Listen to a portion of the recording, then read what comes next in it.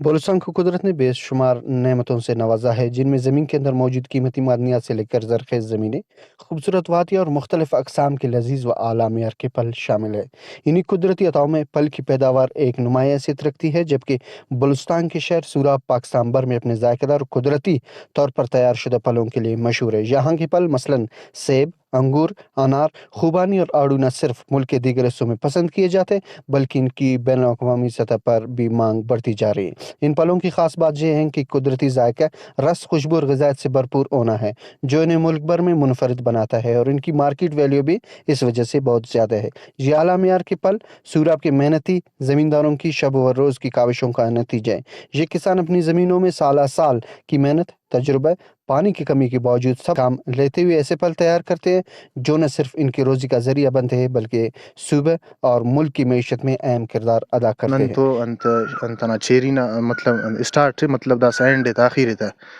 چیرینا and لو شفسالونا مطلب شروع ہوئے خوبانی نا مطلب شروع ہوئے آڑو ہوئے لو مطلب لو انتا تھا دس کا مطلب اسٹارٹنگ بنیں گا ٹھیک کو سیب مرے اونا بھی دس کے اسٹارٹنگ افک مطلب تو ہی رٹ سے ہم اونا اسٹارٹنگ بھی مرے گا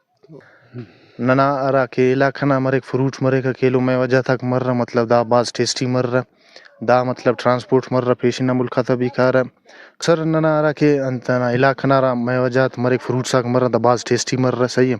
ملک نا مطلب پورا ملک کٹی دا باز مشہور ہو صحیح دا ٹیسٹ نائی ساوٹ۔